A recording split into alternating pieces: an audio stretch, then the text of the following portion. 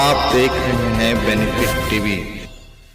है इस तरह की बहाली को अविलंब रोक लगाना चाहिए। ठीके का व्यवस्था, प्राइवेट का व्यवस्था, आउटसोर्सिंग का व्यवस्था या कॉन्ट्रैक्ट का व्यवस्था पूरी तरह नाजायज़ है, गलत है। क्योंकि हमारे नेता नीतीश कुमार जी लगातार बिहार में भी वो हमेशा से नियोजन वाले को राज्यकर्मी का दर्जा का बात किए। चाहे वो 6 लाख शिक्षक थे, सभी को राज्यकर्मी बनाया जा रहा है। और उसी तरह से पूर्व के जो टेम्पररी थे और थे, सब लोगों का, चाहे विकास मित्र हो, टोला सेवक, उनको वजीफ़ा देकर 60 साल की नौकरी किया। कोई कॉन्ट्रैक्ट नहीं और कोई समयावधि नहीं, पूरे आजीवन सेवा दीजिए।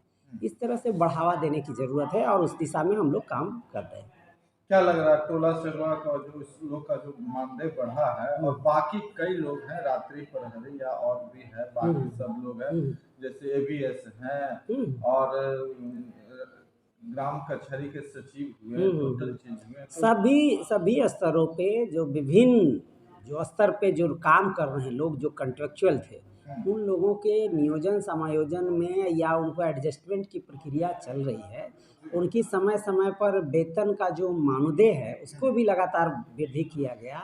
चाहे वो कई, जैसे पहले किसान सहकार होता था, बागवानी तरुण मित्र होता था, किसान सहायक कुछ होता था, एक पंचायत में किसान मित्र होता था, सहायक होता था। ये सब लोगों का टोला सेवकों को आपने देखा है कि उनका 22,500 किया गया, विकास मित्रों का 25,000 किया गया।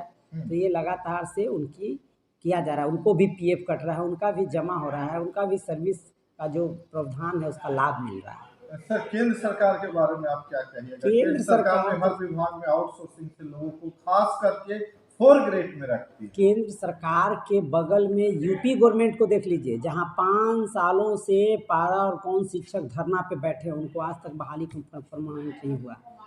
और यूपी के जो सरकार है, जो बुलडोजर की सरकार है, उसका भी देख लीजिए, बुलडोजर गवर्नमेंट भी, वहाँ भी बहाली रुकी हुई है। वहाँ के शिक्षक मेरे यहाँ आके बिहार में सेवा और शिक्षक बन रहे हैं।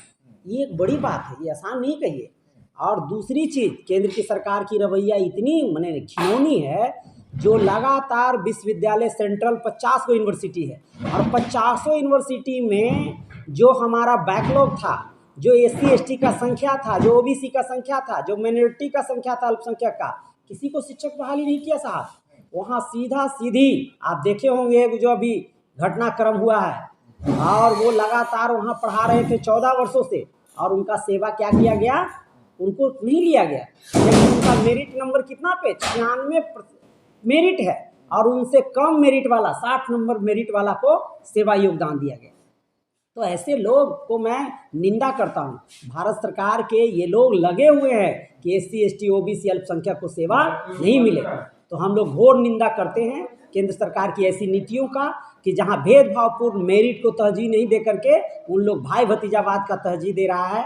आरएसएस और भाजपा का जो अंदर जो गुर्गे हैं, जो उनके गुंडे बदमाश हैं, जो उनके लठैत हैं, जो उनके लोग जो गलत अंजाम दे रहे हैं राज्य में, देश में, उन लोगों को सेवा में बलजोरी दिया जा रहा है। यानी शिक्षण संस्थान को, जो 50 सेंट्रल यूनिवर्सिटी को बर्बाद किया जा रहा है। और मैं घोर निंदा करता हूँ सभी। मैं खुद गया था सेंट्रल यूनिवर्सिटी, कई जगह हम लोग भाषण देने के लिए, देखा पेपर पढ़ने, वहाँ भी वही चीज़ हो रहा है। वहाँ भी ब्राह्मणवाद, पाखंड, अंधविश्वास, सिलेबस चेंज करो, सिलेबस में इंडियन सेंट्रिक डालो, तब भारत को कह रहे विकसित भारत बनाना है, अभियान चलाना है। अरे बदमाश, जब देश के 140 करोड़ आवाम को लूट लोगे, बर्बाद कर दोगे, उनके नमक रोटी, कपड़ा रोटी, मकान नहीं मिल पाएगा, और उस सारे को लूट करके पूंजीपतियों को, अदानी अंबानी को दे दोगे, तो उनका क्या कल्याण होने वाला है? इसलिए ऐसे सरकार को मैं घोर निंदा करता हूं। केंद्र सरकार को 24 में खुद ब खुद इस्तीफा देके जाना चाहिए।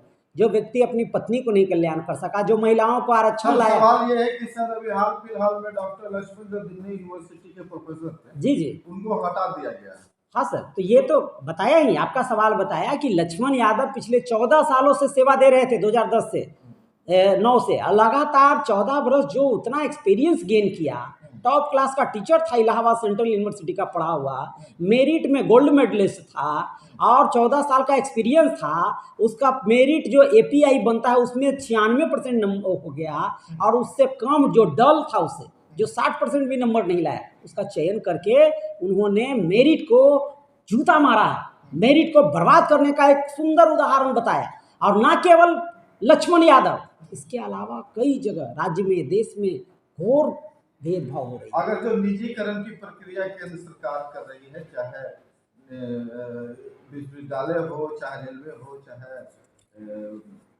और भी कई विभाग हैं, क्या कहना चाहिएगा?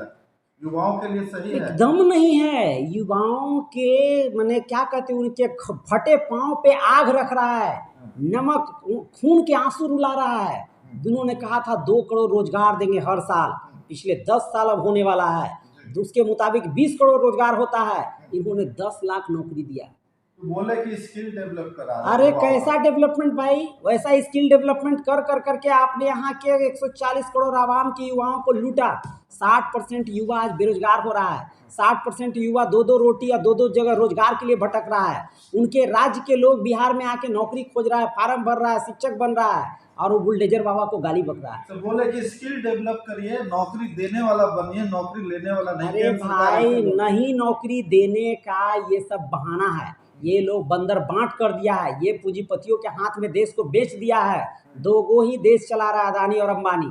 इसके अलावा ये कॉन्ट्रैक्ट कर लिया। इनको पूछिए कि इनको जो बॉन्डेड जो रुपया आया है 10 करोड़ 10 हजार करोड़ रुपया, वो किसका पैसा है?